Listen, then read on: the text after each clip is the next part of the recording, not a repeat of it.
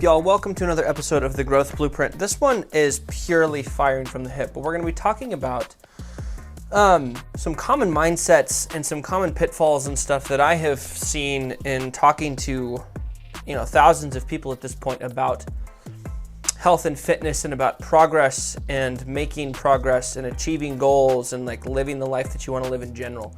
But I'll start it with this. So there are basically three kinds of people that I've talked to, okay? And there are, the first of this first category is the doubter, okay?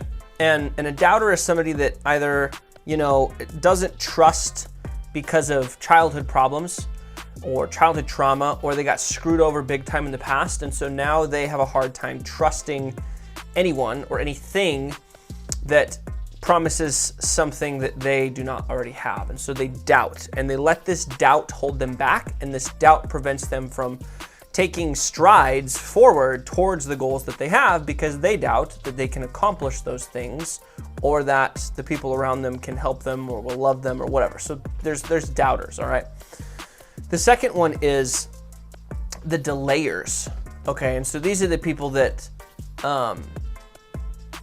say, I'll start Monday, I'll start tomorrow, I'll start next year, I'll start next month, I'll do it later, okay? And we've all been guilty of this. We all have been a delayer in the past. But where it really causes problems is for these big things that could alter the trajectory of your life, right? And so like if you are consistently putting off getting in shape, the clock's gonna run out eventually. And there ain't gonna be no more time to delay into, because your health will have deteriorated to the point where you're running out of time. And these delayers, these people that put things off, that put off making a decision, making a commitment, these delayers also never make progress towards their goals, because they continue to put things off and never draw a line in the sand and make a commitment to change and do something for them.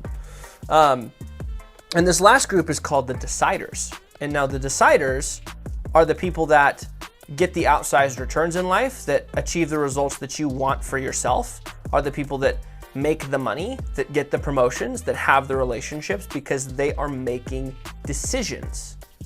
And because they're making decisions, they are getting outcomes. Outcomes that are different than everyone else, because everyone else is delaying the decision or doubting that it will work, and also not making the decision. And so deciders collect all of the necessary information that they feel like they need, and then they make decisions. And so obviously we all know which group of these people we want to fall into. The problem is it's a lot harder to make decisions than it is to not make decisions. And so this is where I wanted to talk a little bit about like timelines and trying to bring pain of the future into the present to help you make good decisions. And this is something that I like to do for myself. I did not come up with this. It's something I got from a guy named Alex Hormozi. But I'm a big fan of this idea because it can be really powerful when assessing the outcomes of a decision that you're thinking about making. And so, you have, let's use a simple example. You have the decision to start an exercise and nutrition program or not, okay? Let's say you've got your health goals, you've got your fitness goals, like you're trying to be healthier for your family, you wanna look better, you wanna improve your energy, you want to not have any health consequences, you don't wanna be on medication the rest of your life, okay, so we can either start an exercise program or we cannot. All right, now if we don't start an exercise program, we're not gonna feel that discomfort, we're not gonna be eating foods that we hate, we're gonna still get along great with our family. There's not gonna be any tension with that and us dieting. We're still gonna be able to go out on wine night with everybody. You're gonna be able to go out to eat, have that freedom, not have to think about it. And so the short-term pain there is pretty much zero, because if you choose not to do the diet and nutrition, or the nutrition and the exercise, right? There's no sacrifices that you're making in the moment, right?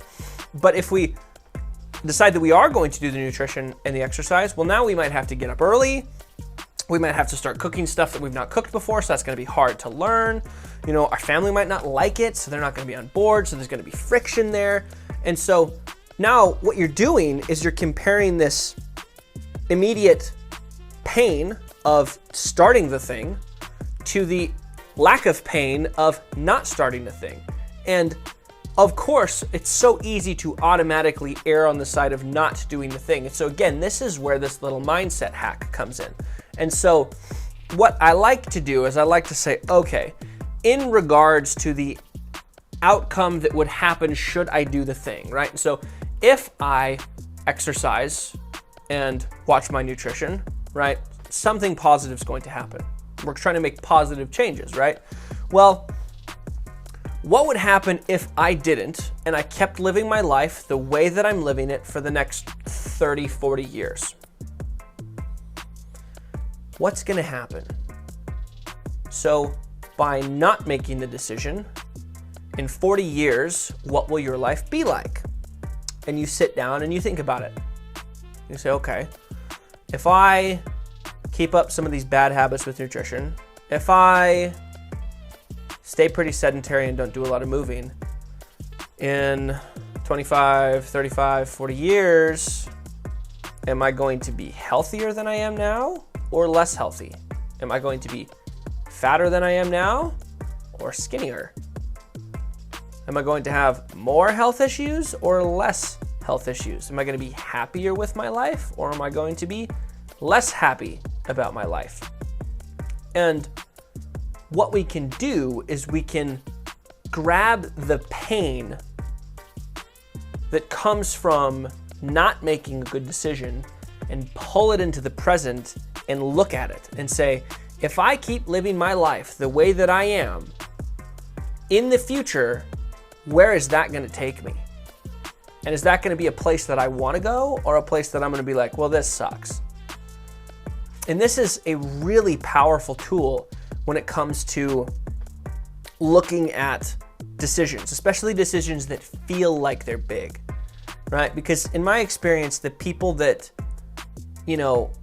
we all aspire to be like, one of the biggest differences between, us and them, you and them, is that they make big decisions and they make big decisions quickly and continue to move and continue to progress because they've made these decisions, right? There's a version of you that decided 15 years ago to get in shape, okay?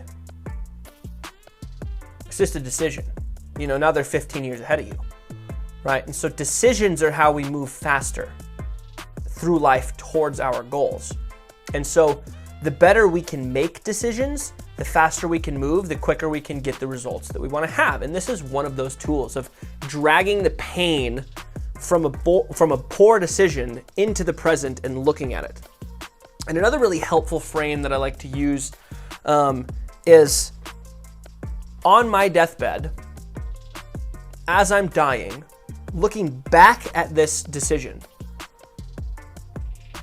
Which of the forks, right, in the road, because we're at this fork where we can or we won't, right? We either do the thing or we don't do the thing. Which of these decisions am I going to regret? Am I going to regret not trying it? Or am I going to be like, whatever? On your deathbed, looking back at your life.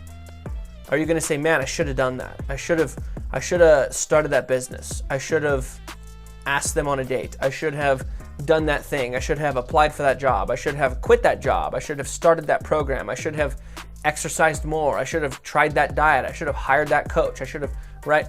Woulda, shoulda, coulda. And so this is how we can say, okay, if I was on my deathbed dying, right, what decision would I regret? Okay. And again, this is taking future pain and pulling it into the present so that we can help understand how to make a good decision for us. Because what happens as we make these decisions is we start to make decisions emotionally. And when we emotionally make decisions, more often than not, we get things wrong and we don't necessarily make the decisions that we're ultimately satisfied and happy with. And if we can learn to not necessarily make decisions emotionally, but feel our emotions, understand what they mean, and then think about it, right? Using some of these tricks to say, okay, I understand that this feels uncomfortable, this feels scary, I'm nervous, I'm unsure, I'm uncertain, the path isn't clear, I don't really want to do this, I kind of want to stay in my comfort zone. Like, we get it, I get it. I've made big decisions too. I've spent ridiculous amounts of money on shit that I couldn't pay for, and I've made mistakes, and some of these decisions have burned me, and it's like we've been there, right? I get it. It's scary. But we need to look at things not about the emotion that we're feeling right now in this particular moment, but what are the emotions I'm going to feel in the future based on the decision that I make today, okay? Because that's what we want to optimize for. Because we want to feel good in the future, not necessarily right now, okay? We cannot sacrifice how we feel now. Excuse me, let me say that again. We do not want to sacrifice how we're going to feel in the future for how we feel now and risk those future feelings being really terrible. Okay, so those are my little mindset hacks that I like to use for myself. And this is, you can apply them to little decisions, you can apply them to big decisions. It is an amazing tool. You can scale up the timeline, scale down the timeline. You could say like, you could look at it on a weekly basis. Be like, you know, a week from now, am I going to be stoked that I didn't try that exercise class or kind of bummed that I didn't try that exercise class? It's like, duh, go do the exercise class. Absolutely, right? Am I gonna be bummed that I didn't go to my kid's soccer game, or am I not gonna give a shit? It's like, well, you're probably gonna be bummed. Go to the kid's soccer game, right? And you can use these tricks, these mental models to analyze the decisions that you're making to understand how they're going to make you feel in the future so we can optimize for future benefits, long-term gains, not short-term gains, okay? So that is my quick little mindset, fire from the hip, blah, blah, blah, blah, for today. But yeah, as always, your time is your most valuable resource, and so if you spent that with us today, then I greatly appreciate it. I hope that I made it worth your time. Please take these mental models, share them with someone else. If I did make it worth your time, rate the show. That would mean so much to me. I don't really know how else to grow the show other than ratings and asking you to share it with others. So if you like the show, if you like what I do, please rate the show, please share it with somebody, and I will see all y'all in the next one.